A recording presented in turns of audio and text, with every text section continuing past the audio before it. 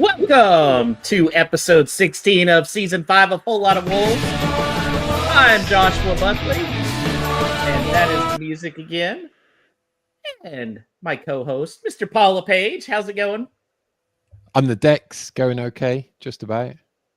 And to celebrate the 4-1 win over Fulham, great win, we've brought two of our favorite guests. It is Wolfman Jeff from Atlanta. How you doing, Chattanooga? He's in Tennessee, but yes, from Atlanta Wolves. And Whole Lot of Wolves' resident curmudgeon, who's today is smiling, Mr. Andrew Smith. Hi, y'all. How is everyone? Excellent. Well, how can we not be excellent after the butt whooping we laid on Fulham? Completely surprising too, Paul. And I'll be honest, I definitely didn't see it after seeing that opening lineup come out where it was Tody was the only healthy center back. In fact, I wish I had waited to put my bet on Wolves. I had Wolves win or draw at plus 105 the night before. As soon as the lineup came out, Paul, it jumped up to 135. That's a huge I mean, nobody expected this after the lineup came out. Yeah. No, that's right. I think many were looking at that and thinking it was that Bruno Lage moment against West Ham. Now, not through having to. The actual issue was that O'Neill was forced into it. This one with Lamina dropping back and becoming that centre back in a 4 as well. So it wasn't just the personnel that were changing. It was actual shape of the whole team. So when you factor that into it, maybe question marks again over Semedo and out Nuri having to play as traditional wing backs against what could be a tricky attacking lineup away from home that we're going to be coming up against. It really did think that the writing was on the wall and it could have been Cheerio O'Neill if it had a bad outcome, but it was completely the opposite. Now, I think we were speaking just before we started, and I think Andrew was saying that it didn't look like it was going all that well to begin with. And certainly when you got that inevitable Alex Iwobi goal into the mix, you could set your watch to one of those. I didn't think that I did think it was going to be positive at all. And really you had that Raul miss just before as well. And you're thinking, Matt, now if maybe Raul had scored that and then Iwobi quickly got a second afterwards, it would have been totally different. But fair dues to them. They really dug in, and it was something special that got us back into the game. Now, Andrew, you mentioned before the match, or not before the match, before our show here, you think that Raul miss wasn't necessarily accidental? Well, to me, it just at the last second, he lifted his head and leaned back. Maybe he was just a little bit off balance, perhaps. Wasn't quite sure, but it looked to me by the expression in his face that he really didn't want to score against Wolves. Though it was a sitter, it was just an interesting, maybe it's just me thinking, Raul was taking care of us. But it would have been a different story, as Paul mentioned, if that would have gone through in the back. It would have been a completely different game. But thank goodness somebody was watching out for us at that last second when that ball hit that bar. Crazy. Wolfman Jeff, on a scale of 1 to 10, how insane is Andrew's theory there? I think it's full 8. It's not full 10. It's mostly because I know extremely crazy people. That's why I'm not making it full 10. So it's at least an 8. And I say that partly because it is not in Raul's nature not to be competitive and not to want to get that goal in. I don't think he would have rubbed it in our face. He wouldn't have acted like a jerk like Morgan Gibbs-White or something like that. Because he's, there is still love for us there, but Raul is Raul, and Raul's going to put everything onto the pitch. And so, I don't buy that. Honestly, what my conspiracy is that instead of investing in a center back, I think that Jeff Shee was telling them we'll just depend on those posts to hold us out. So, Andrew, I know you're not always the most positive guy. So, what was your thoughts when they fell down 1-0? Oh, well, there was I was talking to some friends in the UK, and I thought, I'm going to stay positive. I'll tell you why. Because the Wolves ladies wearing purple are totally unbeaten. And I thought, this has to be a turning point somewhere. We have tried every combination of shirts to try and help Wolves win. Put my lucky socks on. It's not working. But somehow that purple strip, I don't know, kind of dazzled. Maybe we just dazzled them too much. I'm not sure. But it was definitely, let's stay positive, and hopefully we can get that equalizer. And it happened so quick, so fast, and what a beautiful pass. Oh, I still keep playing it in my mind. What gorgeous pass. Amazing. Now, Wolfman, do you think that if they hadn't gotten that win right before the international break, if they gave up and conceded that first goal against Fulham, heads would just be down? I don't know. It's hard to say, because as much as it's been so frustrating not getting results, I really haven't seen us just drop our heads and stop being competitive like we saw with Bruno Lage. And at the end of the Nuno era. So I never saw that. Having said that, before our win, before the international break, we had 2 draws. And so we were starting to get some momentum, which is really needed. And of course, we're coming into a stretch now, which should be more winnable games. But I have to say, Josh, I was just like you when I realized that Santi was injured and that Craig Dawson was injured.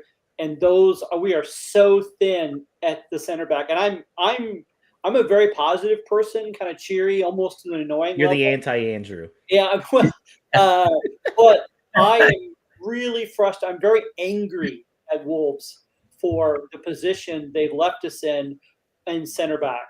And we sold a decent center back in Kilman, and we did not replace him. And that is just we're lucky to be where we're at. And I know in January that's got to be addressed. I'm not sure it would have worked with any other team, but it did work because, I knew that they were moving Mario as a center back, but about 2 years ago, I think Lage did that. We tried to get Neves to play center back when we were short, and that's Neves. And Neves can do anything except for maybe play center back. And so I was more than concerned, but I was, I guess the positivity was that we are on an upward trajectory, and it may have been different if that Raul goal had gone in and we were down 2-0. That may have been much tougher. But once Cunha got his first goal, and of course any goal Cunha got was amazing for this past match. He was just stunning, and that really rallied the troop. I know we've got some players that help to rally, but really we got someone really special in Cunha, and I hope we can keep him. Mm-hmm. So, Paul, let's talk about this change with Lamina at center back, which was really, at that point, we didn't have many options. Is this something that can happen going forward? Because, Cody started as a center mid. Roman Saiz started as a center mid. They both got converted to center back and did great. And by Lamina starting back there, that gets Andre on the field. I think they talked on the broadcast that Lamina's had some experience playing centre back. Now, it's not a huge body of work, but I think it just shows that he's certainly got that skill set there. I think both the Cody and Saiz comparisons, it's a little like going into the crucible. If it's like the midway through a season to drop someone back into centre back and expect him to be a revelation like he was on Saturday, to think that's a solution right out the box is So it could certainly be a stretch at this point, but as far as Saturday goes, it does just show what can be achieved. And I think for me, how that game was really won was in the middle of the park. And that was Andre and Joe Gomez both being phenomenal, at least probably 8 out of 10 for Andre, and probably Joe Gomez 9 out of 10 with his performance and goal. So if that has opened up the opportunity for them to start, but not only that, if they can start as a 2 and allow him to play a back 4, this was away from home, don't forget, that opens up a ton of flexibility as well. So did he fall on it accidentally, or was this some last resort plan? Who knows? But what a master stroke it was if we're looking at it in that lens. Perhaps give us some dark magic, Paul. We need a clean sheet for that to really, Yeah, maybe they gave me the wrong candle, and this was just, I don't know what kind of protection that would be. We do need the clean sheet. Andrew, I think it is very clear that Gary O'Neill wants to play a back 4. That's really, he's made it clear that's his preference. Do you think that he can accomplish that with Lamina if he stays at center back? And as Todd says on the comments, that also opens up a spot for Tommy fucking Doyle. Yeah. It's a great question. I kind of blindsided me a little bit to see what the lineup was going on. I mean, Lamina is obviously a very strong player, so slotting into that back there, he did a fantastic job. He's very strong and powerful, and he's very quick. So does this put Dawson now in a better spot where we can rotate a little bit and keep players a little bit more fresh? So I noticed towards the end of Fulham, we didn't look so knackered, as you want to put it. We looked, we were still looked fairly fresh. I know it was because it was raining, it was cooler. I'm not sure, but maybe there's a fitness, something behind the scenes that's happening with the fitness, perhaps a change in some of the diet. I'm not sure, but they definitely looked very, very fresh, very comfortable. Maybe it was because they had a good lead. They were confident. But I'm not sure. But I do like that if Lamina is going to be in that, maybe that rotating a little bit, maybe more of a slight back 4 sweeping, slotting in, and it gives Dawson a chance to heal. And who knows? So we're going to need that here to the run up for Christmas. We've got some tight games, tough games, and it's a very congested schedule. I think what we can't look past from Saturday was how well Totti played, and the advantage of Toti's got that he's left-footed, and he can take that berth up. So I think that bodes well for him, really, that he could really lock down that left-sided berth, and if he turns into that dominant centre back and allow Lamina to be that covering one that can rely on his pace a little bit more, then it does open up some opportunities. I would probably say, though, regardless of the season that Fulham have had to date, maybe it was us doing a number of them further up the pitch, but they did look a little lethargic in the final third. Now, there was some hairy moments, there was some balls put across, but I could well see us coming up against a more potent forward line and being in trouble if it's just Lamina and Totti Gomez. So I think that's a consideration, not to fully jump on the bandwagon. Needs some experience of them two playing together to see if there could be a long-term partnership against some top strikers that they'll be coming up against. But you're right in terms of the flexibility allows, busy festive period, the bookings that have done a good job with in these past 2 games, they're still pretty high, that they need to be factored in as well. So it could be a blessing. Now, Wolfman, in the second half especially, we started seeing some of those guys that were stars on the U.S. tour, Bellegarde and Rodrigo Gomez, really starting to make an impact. How do you feel, especially Rodrigo Gomez did? Because this was the first time he started, I think, since week 1. Yeah, we're starting to see some of our players that we expected to see a lot more coming in now. Rodrigo Gomez, and then now finally Andre. We've been waiting a long time for Andre, but you got to remember our first year back in the Prem, there were some of our players it took forever for them to get up to speed, Donker and Adama Traore, and so that's not atypical, but it is good to see them come in. I was hoping to see Lima get back on there a little bit, so that was good. I think also Guedes has been a very, as much as he was a disappointment to us because he never lacked the quality, he just couldn't do it for us, and so now it is good to see him being able to do it for us. But yeah, I think Rodrigo Gomez was one that at the Navy match that really kind of stood out for me of going, there's something there.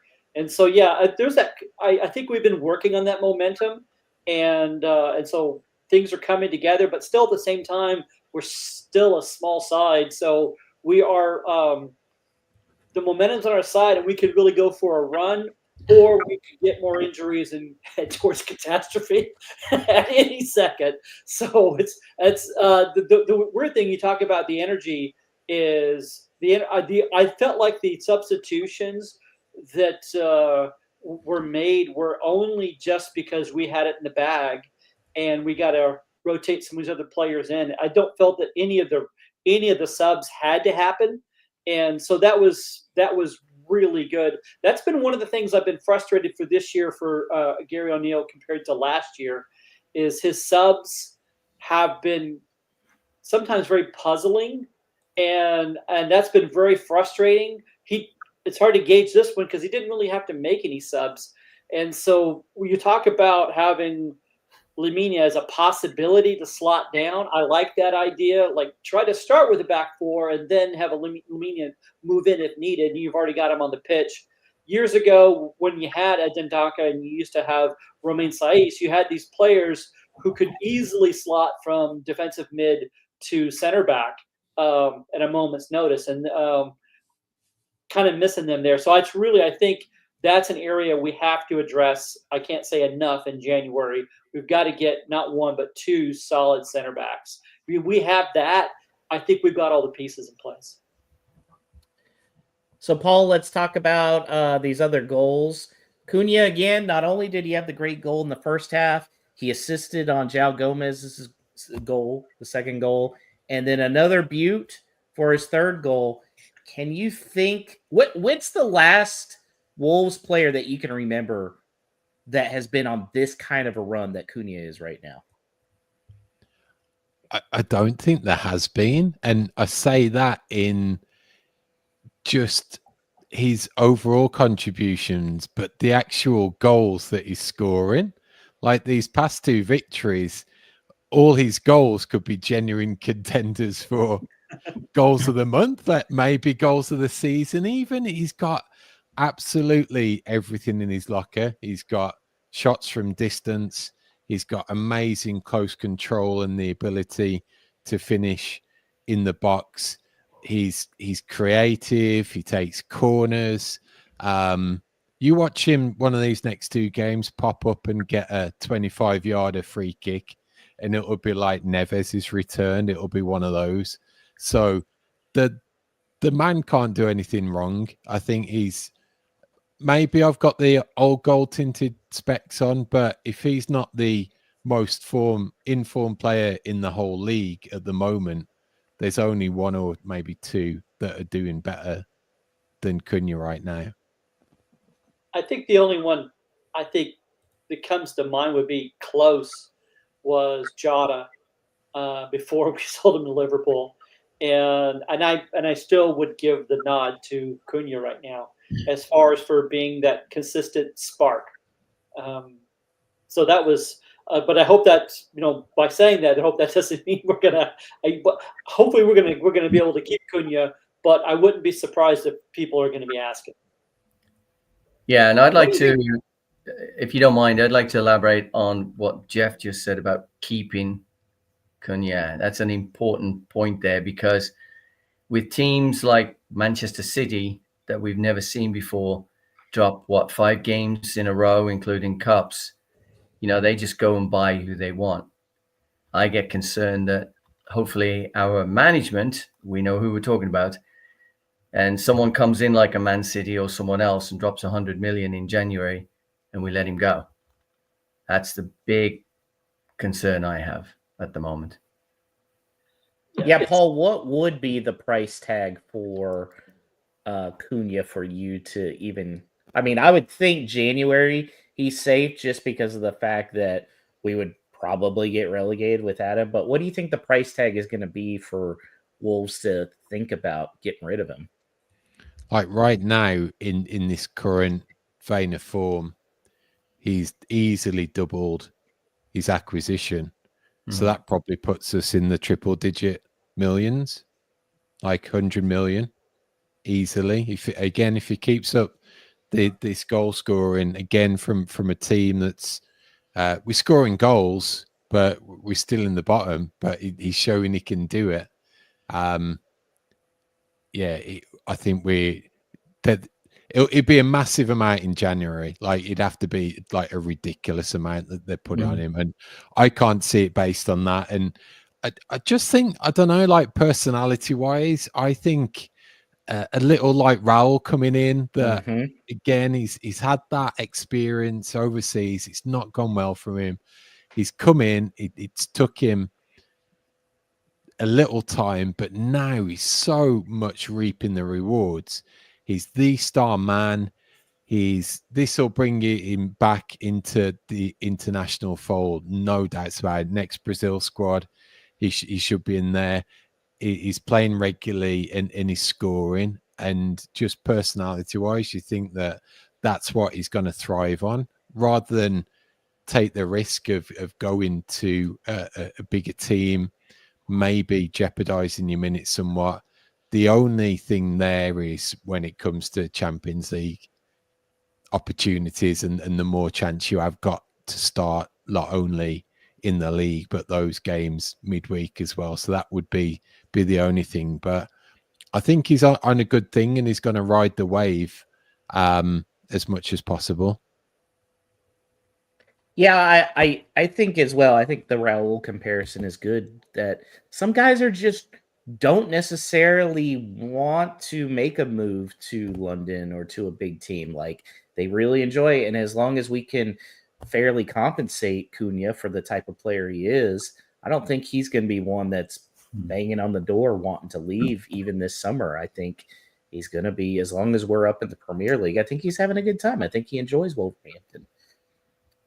So he had the 2 great goals, and then Jeff Guedes came through at the end as well with a nice goal, which Paul actually called in our text thing when it was 3-1. He was like, this can make like 4 or 5 coming up here with how it was being played.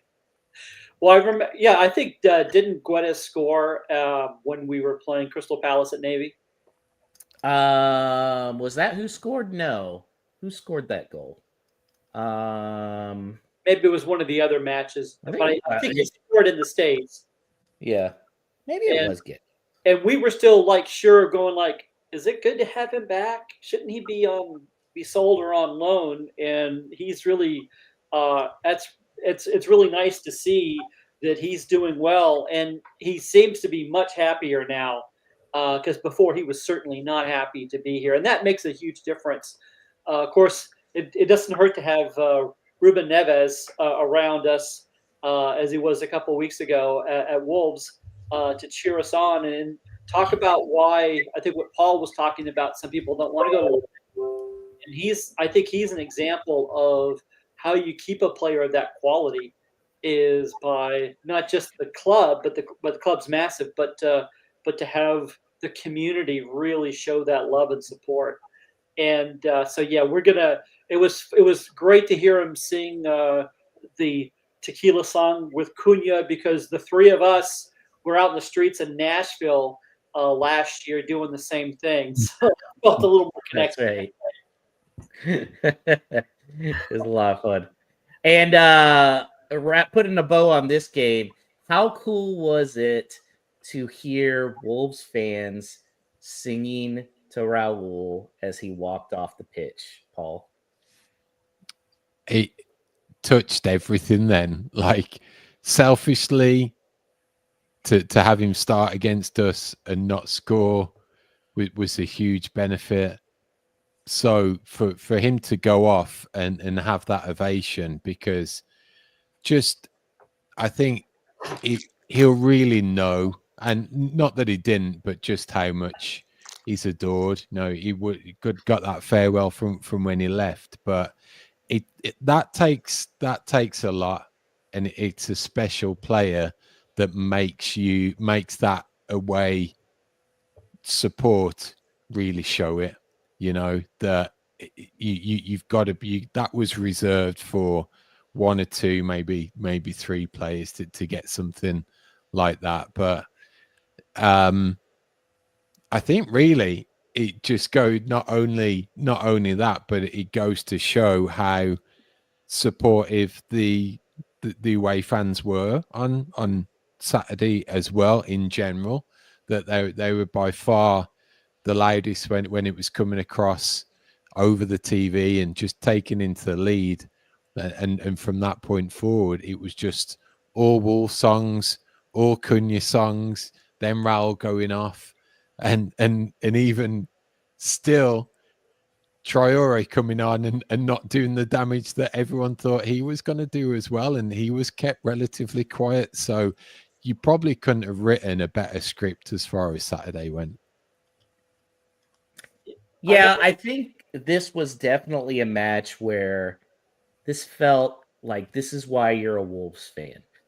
Like, fell down 1-0, team was just full of energy, came back, amazingly scored 4 goals. That's not Wolves like, but and just hearing in a stadium like Fulham's, the away fans taking over and then singing to one of their beloved players who has made it clear he didn't want to get sold off of Wolves. I think this is a type of game that makes being a Wolves fan special. Don't you think, Jeff?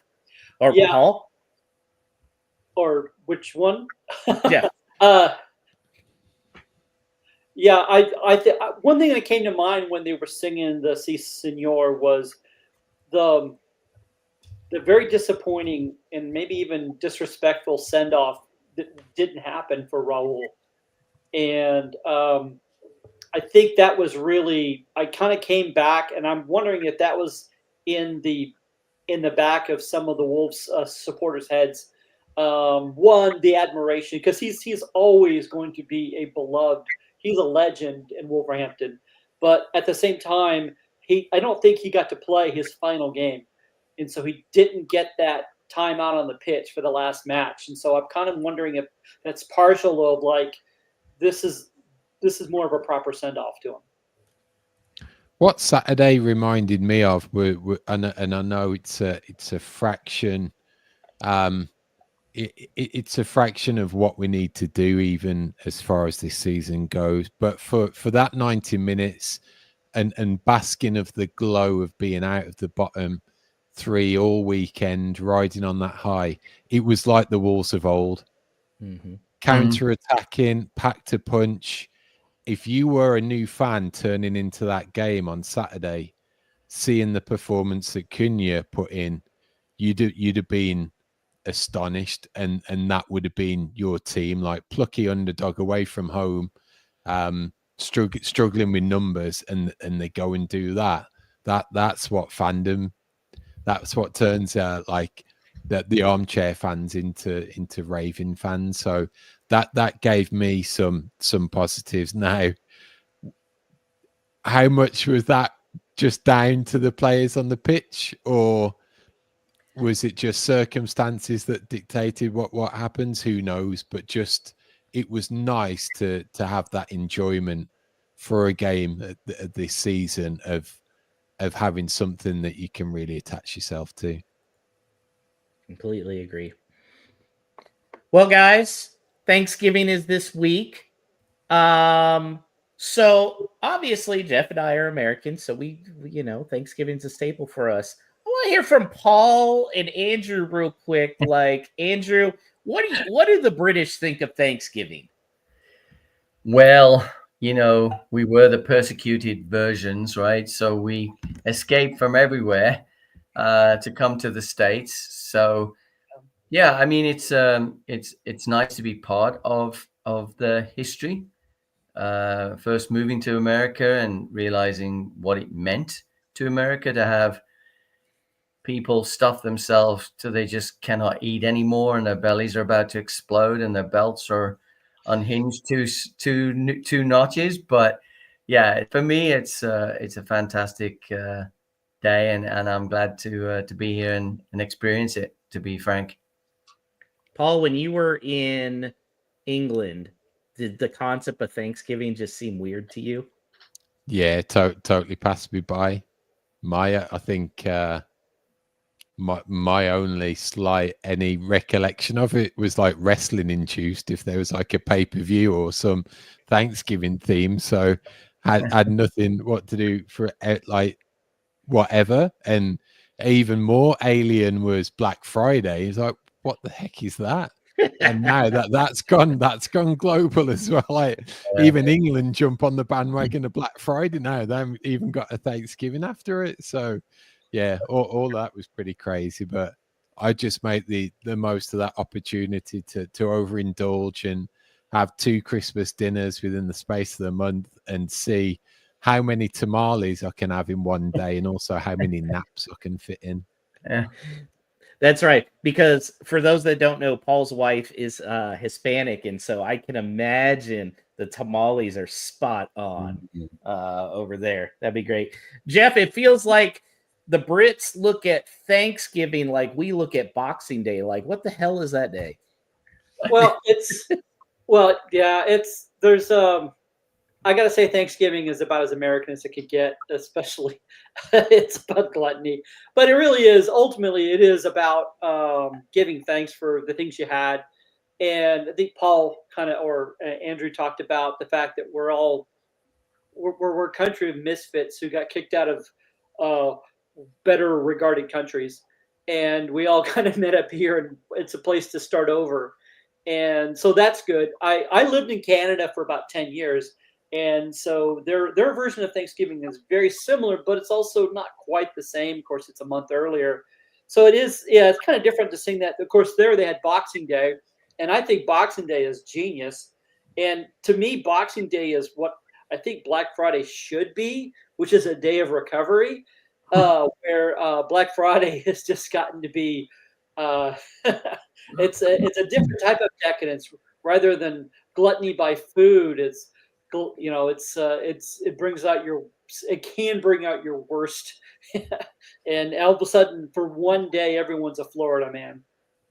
To answer, Todd has a question in the chat. He said, "Does Josh have a cat holding a trident on his shirt?" Not only is the cat holding a trident, he's riding a shark. So yeah, Sweet. shirt of the year right there. Well, guys, they don't have Thanksgiving in England, but if they did, we're going to talk about who would bring what to the Thanksgiving dinner at Gary O'Neill's house. So, Paul, I'm going to start off with you. What does Dawson bring to Thanksgiving dinner? I think it's pretty stable, pretty reliable, and he'll put together a mean green bean casserole. Ooh, green bean casserole. I kind of thought he'd be a mashed potatoes guy. I don't know. We know how my thoughts on Dawson. Okay, Wolfman, what does Matheus Cunha bring to Thanksgiving dinner? He brings the main dish. Really? Yeah, because because right now he's delivering the goods, and and we are more than happy to get stuffed. Now, for the main dish, is that going to be a turkey or a ham? No, for him it's a turkey. I think it's a turkey. We have enough other hams out through there, but he's he's bringing that, and afterwards you just want to take a nap because it's too much. So Okay, Andrew, what does Mario Lamina bring? Oh, it's going to be the best mashed potatoes ever, just full of butter and some other spices. That's what I think. I can Yeah. see that. Yeah, See that. definitely. Now, Paul, this is an interesting one. What does Matt Doherty bring? He should be bringing the potatoes. He's Irish. No, So that's we'll- like their weight of gold, right? We'll extend that then and say he can do some fancy sweet potato side dish with the marshmallows and things like that. Oh, sweet potato casserole is one of my favorites, being an Alabama man. You know, my wife makes a great sweet potato casserole with some cinnamon. She puts cornflakes on the top, mashed potatoes. Oh, amazing. Okay, Wolfman, what does Pablo Sarabia bring? Sarabia. I don't know. It's I think he's kind of more of a light garnish kind of guy. Not overwhelming, but just something on the side. So I think he's going to be bringing one of those side dishes that you only find at church functions, and so some kind of weird kind of vegetable bean casserole kind of thing that you don't see in real life. Okay, 8 Nuri. Andrew, what does he bring? Pumpkin pie. I Absolutely. think not only is it pumpkin pie, it's pumpkin pie that he has picked up from the grocery store on the way to the dinner. Exactly. Like he's one of those that's like, uh-oh. And in fact, he brings it in and it still has the price tag on it. Todd Right says, from Trader's Joe's, right? yeah. No, he can't. He doesn't even want to pay up for Trader Joe's. Like he just stops at like the cheapest, quickest place he can get one. Paul, what does Saw bring? We're back on the main courses, and Saar is going big with a fried turkey. Ooh, the fried turkey. That's He Oh, might blow it up. He might drop it in, and it might go boom. But it's either going to go one way. It's either going to be disaster, or it's going to be succulent and delicious, and your taste buds are tingling. So, fried No turkey. middle from ground. Saar. No middle ground. so, Wolfman. This is a tricky one because there is only one correct answer for this. Of course. What does Huang He Chan bring? Kimchi. Kimchi. Absolutely. Absolutely. That's what he brings. And everybody's like, what the hell? But at Korean households, I know kimchi is definitely a staple. It for is certainly a Thanksgiving. staple. And then last one, Andrew. Sam Johnston. What does he bring? As an appetizer, maybe deviled eggs. Hmm. Maybe. I'm not I sure. like deviled eggs. Yeah. Maybe. I think Sam Johnson just shows up drunk with like brings some mayonnaise or something because he's just so pissed off and doesn't want to be there anymore. Yeah. Whatever. Trying to figure out what's going on there. Does anybody have any insider? What has he fallen out with the boss, the manager? I saw one tweet on the weekend from well, he didn't say in the know, but I know it as fact, and it said that he's refusing to be involved, whatever that means. So Great. yeah, Great bit of money we spent. Whatever. You know, it does seem like it has improved Saw. yeah. So if nothing else, if it rattled Saw to get back in form, it worked.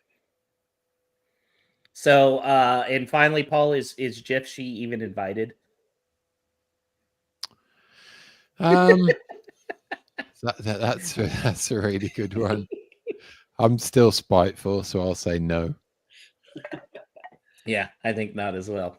He'd probably try and anyways. charge tickets for it. So Yeah, his invite accidentally got the wrong date. Lost in the mail.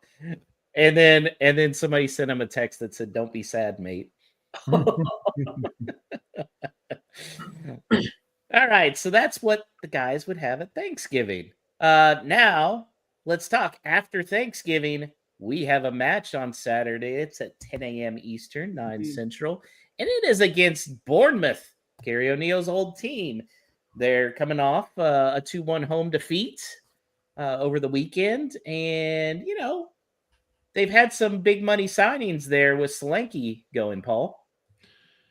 Yeah, they've well, when you look at their starting 11, it's not majorly shifted from that last season, but that replacement's come in with Evan Nilsson into that number 9, big money signing, Brazilian. I think we've been linked with in the past, but I think just as it shows, sometimes with that profile of player, you can get those guys coming in and hitting the ground running relatively early. So I think they've done pretty well with that pickup and into that role.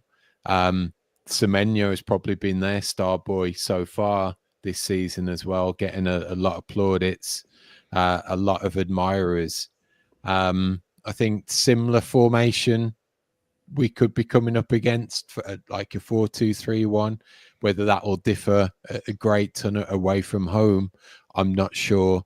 But I think now with the past, certainly for us, the past 2 weeks, like we can't get over the fact of how important the confidence has been. So I think if there was a good time to play a team at home, it would probably be a team like Bournemouth. That's not going to be one that you have to, really go defensive for. It could be a little end to end at times, especially if we're similar matched formation wise. So I think it could be a good fixture to try and keep the momentum going.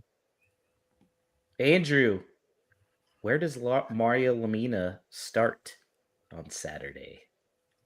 Why break it when what we've laid out has worked? I mean, obviously now we're on film, so there's some potential weaknesses maybe going on. I think the interesting game against Bournemouth is we have to clear the ball better. Ran has to stop giving the ball away. Anyone has to stop giving the ball away, allowing the other teams to score.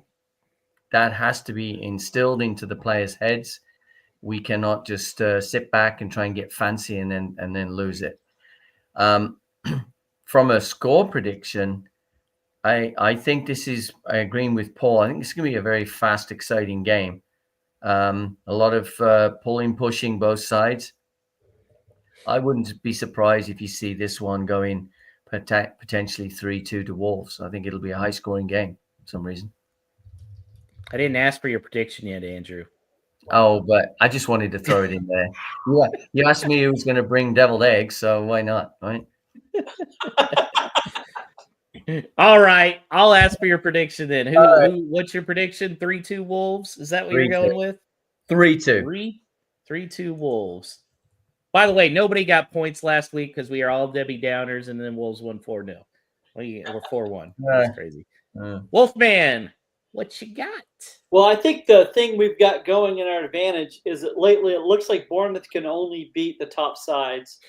And so if you look at their last 2 wins, were against Man City and Arsenal. And so it kind of reminds us in the early Nuno days where we could beat the big boys, but then we would lose to those at the bottom. So I'm hoping that works in our favor. But Bournemouth I think they're vulnerable. And I think Paul hit it where I think the most important thing we've got to keep, and that's confidence. If we've got that confidence up, I think we're going to do better. And hopefully we've got some of our players back who were injured this weekend, so we've got more to play with. So, yeah, I'm feeling more confident, but I'm not really seeing the high scoring.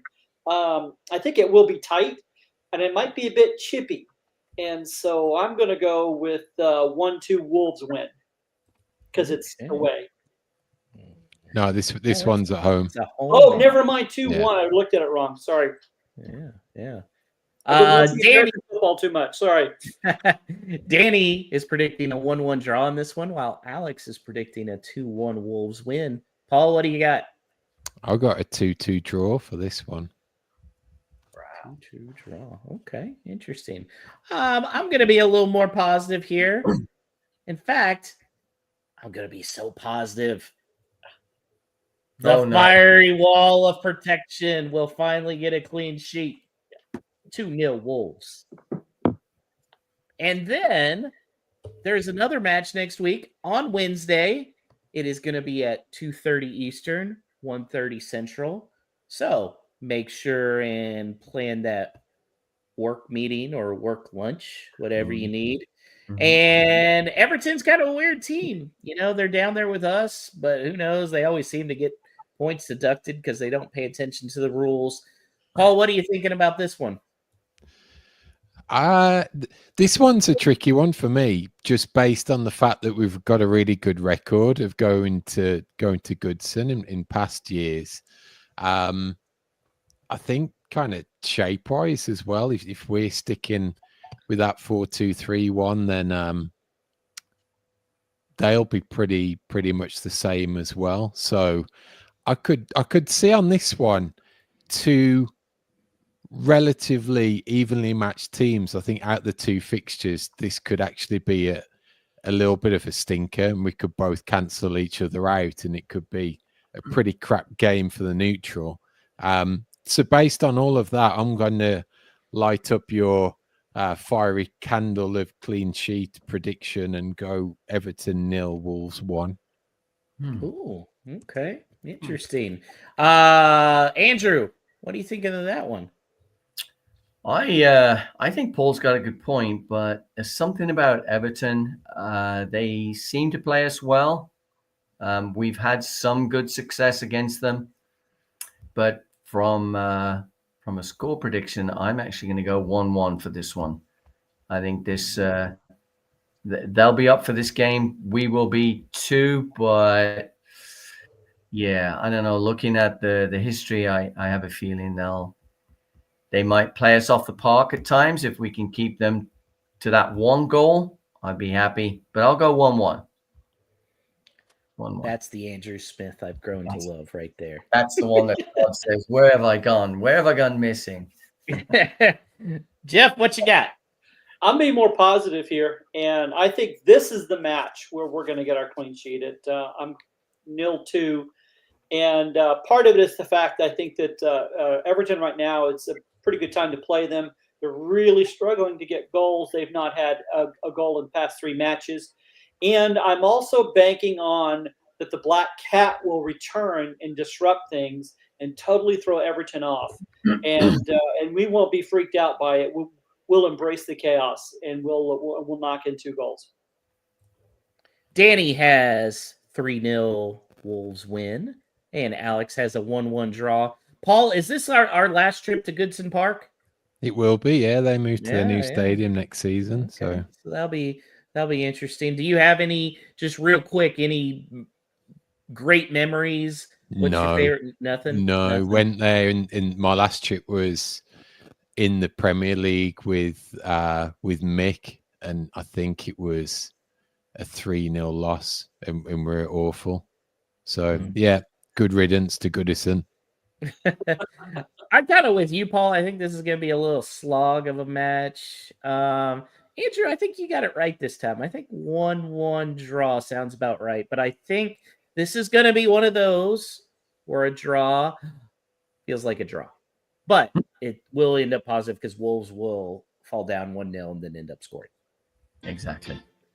No Stupid Questions is presented by Esfuerzo Wines. Located just north of Santa Barbara, California, Esfuerzo Wines showcases passion and 3 generations of winemaking in every bottle. So whether you're celebrating a Wolves victory or winding down after a day at work, let Esfuerzo Wines transport you to the heart of California's wine country with every sip. For a limited time, head to esfuerzowines.com and use the promo code WOLVES for a 15% discount on your wine purchases. This message is intended for those of legal drinking age. Do not drink and drive. Excessive alcohol consumption may be harmful to your health. If you or someone you know is struggling with alcohol abuse, please seek help. Esfuerzo Wines reminds you to enjoy their products responsibly and in moderation. It's No Stupid Questions, the chance for you, the listener, to get in touch and ask us anything about this wonderful football club of Wolverhampton Wanderers. You can do this on X at WLWpod, on our Facebook page, or send us an email to hello@wholelotofwolves.com. And as always, this segment is supported by Esfuerzo Wines. So head to esfuerzowines.com add Wolves at checkout and you'll get that exclusive 15% saving. So first, we have got OJ Naily on X, who asks, quite a fitting with these two games and moving forwards, can we keep this unbeaten run going for the next 4 games too? Is 8 points an achievable return? Jeff, let's hit you with not just these next 2 games, but these next run of 4 fixtures. Yeah, well, I already picked a Wolves win for the next 2, so I'm down for those 2. Let me pop in here real quick, and then sorry, let me look at really quick. So yeah, after that we've got West Ham and then Ipswich. It's West Ham, obviously, is the one I'm a little more concerned about. Sorry, Ipswich, I'm not concerned with Ipswich, but then again, Famous last words. Yeah, but sometimes those are the ones that we drop points to, or at least we had been. I don't know if it's going to be unbeaten. I think, or actually a winning all the way. I think we may be unbeaten in the next 4, but I'm not confident. I have a feeling we're going to draw West Ham and then win Ipswich. Okay. I want to hear Andrew's thoughts on this. So I have 3 points at Bournemouth and a point against Everton. West Ham, I think we could actually pull that one off if Lopetegui's still around, of course. It might be a bit tight, but I'll go for a tight win, 2-1, maybe 1-0. So that would give us 4, 5, 6, 7. Ipswich scares me, I'll be frank. I watched Ipswich play against Manchester United, and I know it was their first game, and he hasn't had much chance. But gosh, at times Ipswich, man, they play some nice football, very creative, very fast moving forward. They open the lanes up nicely too. So Ipswich could be a game that we could potentially lose. We lost against them in the cup, didn't we, last year, if I recall? So they could be a little bit of a bogey side for us. So I will say out of the next 4 games, I'll be happy if we got 7 points. I think that would be a great number, to be frank. I think 7's pretty good. I'm kind of with you, Andrew. Ipswich, they do give me the shivers, and I am worried that Wolves could fall back into their bad habits, and I may just want to keep my eyes closed. Yes, we'll say attract the boys.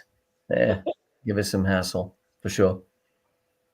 Okay, next coming through is Chase Branch on X, and this is a good one given the main topic of the pod so far. It says, let's have a discussion. Would you rather have prime Raul for Wolves or prime Cunha on your team?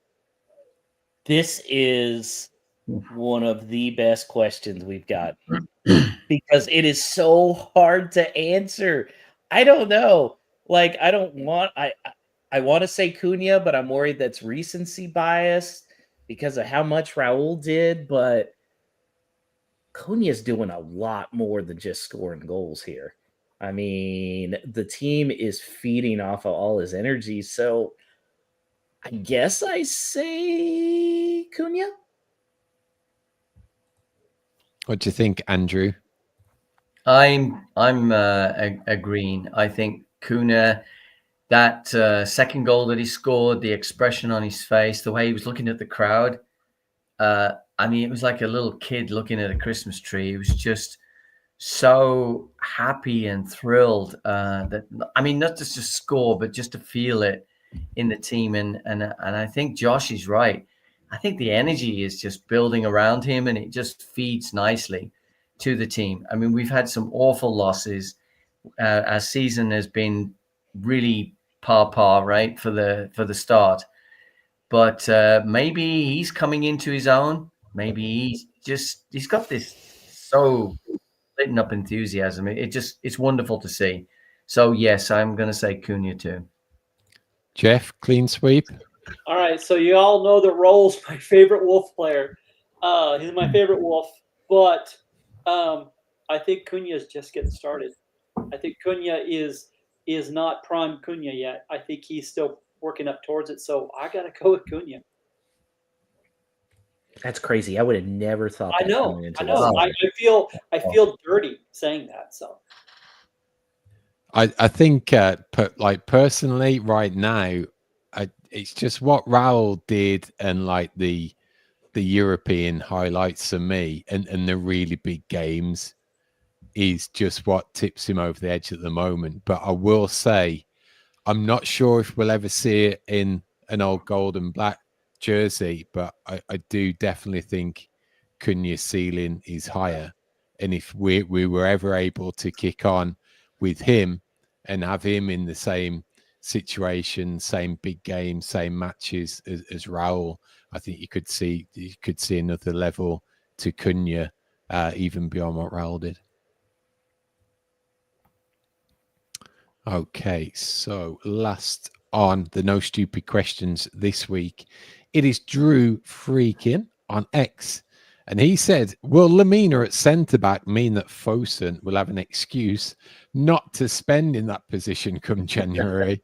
And it's worth mentioning there was a report last week from journalist John Percy, who's often close to the news in terms of exclusives and hearing behind the scenes stuff, who reported that a centre back was high on the priority and there'll be money to spend on one. So I'll go for you, first, Andrew. Do you think Fosun will be opening the wallet come January? Yeah, I think they have to. I think it's a necessity. We need that spot filled quickly, and not with a 17-year-old kid that is coming up from, maybe League One either. They have to go get some talent somewhere and dig deep into the pockets. I think if it does not happen, then Fosun has absolutely no interest in making this club anything special than where we are today. The players will make it special. The people of Wolverhampton do, and the fans do. And but if they need to step it up, they have to dig deep and go spend money. So definitely we need that spot filled for sure. When this question, when I first saw it, I thought, this is an absolutely absurd question. But then the more I thought about it, it's actually a really good one, because what if Lamina at center back does turn out to be a thing? Now, like Andrew said, there's film now, so it might not be anywhere near as successful as it was against Fulham. But what if it does turn into a thing? I do still think they will get a center back, but they are not going to be searching for as expensive or as high quality of one if Lamina's doing what they feel like is a good enough job so that Gary O'Neill can run his system. Probably the wrong choice, but I think we all know Fosun by this point, so that's what I'm thinking. I think if their need, regardless of what went on in the summer about whether or not Lamina was whether Kilman was replaced or Mosquera was that replacement, I'm not so much worried about that. It's getting that replacement for Dawson. Yeah. That's what I want to see come in, is someone more experienced, someone that can be reliable over the next 3 or 4 years. Dawson's certainly not getting any younger, but brings a certain solidity and organization to the back five or back four. Now, again, it's always, we hear the narrative that it's a hard time to buy, but if we were able to acquire someone in his mold, ideally left-footed, that could come in and free up that right hand side to play Lamina, or to keep Bueno and aid his development, that gives you the flexibility then to have Totti as that left back that's been talked about, and what O'Neill's talked of seeing there, and the flexibility that adds to Ryan Aït-Nouri going forward. So I think if the right signing is made available and it's someone that can fit, be that long-term replacement for Dawson, then they've got to go for it. So that is No Stupid Questions. Everybody, remember to stock up on your holiday wines head into esfuerzowines.com, use that promo code Wolves to get 15% off as a discount on that order. I'm disappointed there wasn't a video clip when you played that of Josh running and frolicking and skipping through a vineyard. And so when you come back to Alabama again, we'll have to find one either in North Georgia or Northern Alabama. And we'll have to make that clip happen for you guys. I'm down. We know I'll pretty much do anything. Especially if it involves getting a Wolves win, I'll do it. Guys, I'm out of whiskey. We made it through a full episode without Andrew saying Gary O'Neill needs to be fired. Holy cow, I didn't think it was possible. Yeah, Andrew and Jeff, how can everybody get a hold of you guys? Go ahead, Andrew. You want me to go ahead? So yeah, reach out to us at on Facebook at Atlanta Wolves USA, and of course on X ATL Wolves USA. And you're more than welcome to come join on a weekend if you happen to be in Atlanta. Come visit us at Fado's Bar. We'd love to have you. Yeah, we have a great time at Fado's. I haven't had a chance to get there this year. You can catch me on X at Soccer in South. And usually I'm also, you'll see me comment on the Wolves USA Facebook page, just like the rest of us Yahoos there. So yeah, I recommend you, if you're in Atlanta, you need to go to Fado's and hang out with the Atlanta Wolves. If nothing else, to hang out with Andrew's wife, Trish, who is super she's awesome. Yes. It's one of my favorite Wolves fans. And I'm what again? Sorry? She's super awesome and I'm super. You're married to yeah, awesome. you're something. You're special. Still married out of our league, guys. Yeah. You outkicked your coverage, as did all of us. I know. Darn it. Shoot.